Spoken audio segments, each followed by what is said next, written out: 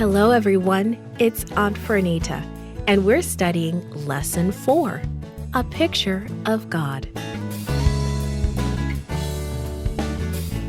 The message is God's commandments help us understand Him.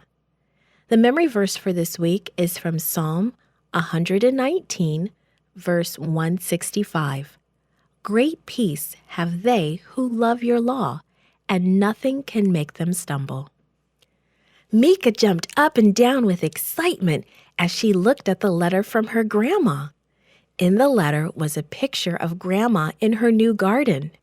It helped Mika see exactly how Grandma looked now, and it reminded her of the fun things that they had done.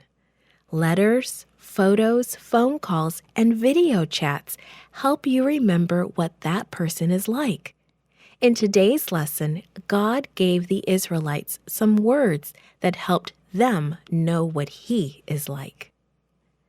This was the day. God had told the Israelites to get ready. He was coming to Mount Sinai to talk with them.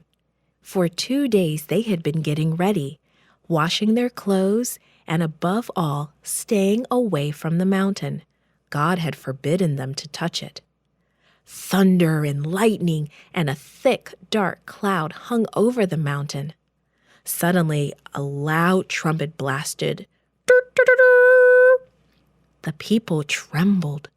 Moses led the people to the foot of the mountain. Smoke covered the mountain and the earth shook. The sound of the trumpet grew louder and louder. Then God spoke. I am the Lord your God, who brought you out of Egypt, out of the land of slavery. First, God reminded the Israelites who He was. He loved them. He wanted them to know and love Him too. He knew what they needed to be happy. So He came to Mount Sinai to give them the 10 Commandments. God spoke, "You shall have no other gods before me." God wanted them to respect His power, to make Him the most important thing in their lives. Then God said, "You shall not make for yourself an idol in the form of anything in heaven or on earth beneath or in the waters below. You shall not bow down to them or worship them." For a long time the Israelites had been in Egypt, where people worshipped many idols. They had forgotten how to worship God. God spoke again. "You shall not misuse the name of the Lord your God, for the Lord will not hold him guiltless who misuses His name." When we love someone, we are careful to respect their name. For the 4th commandment, God said, "Remember the Sabbath day by keeping it holy." God gave us the Sabbath as a special time to rest and to get to know Him better. He also wants us to remember the wonderful way He created us and cares for us. When God gave the 5th commandment, He said, "Honor your father and your mother, so that you may live long in the land the Lord your God is giving you." God gave us parents to love us, to care for us, and to help us learn right from wrong. In return, God wants us to respect them and to obey them. God knew that living in loving families is best for us. The next 4 commandments were short, telling the Israelites how they were to act toward other people. You shall not murder. God alone can give life, and He wants us to respect and protect it. You shall not commit adultery.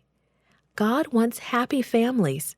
He wants parents to be married to each other and to love each other in a special way they don't share with anyone else.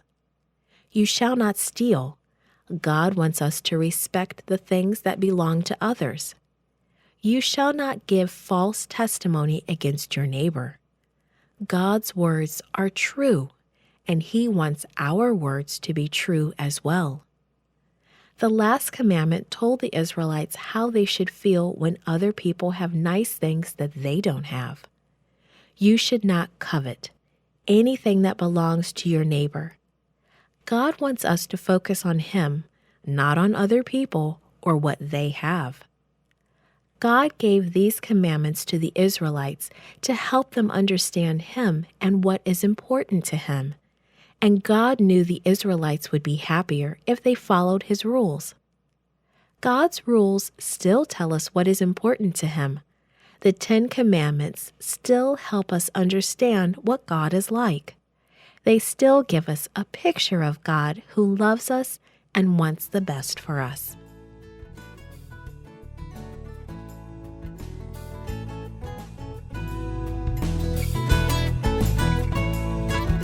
This podcast is read by Franita Buddy for Gracelink.net. Created and produced by Falvo Fowler. Post-produced by Faith Toe at Studio El Piso. The theme music is by Clayton Kinney. Animation and artwork by Giogo Godoy. The audio engineer was Karel Holness. For more information, please visit Gracelink.net.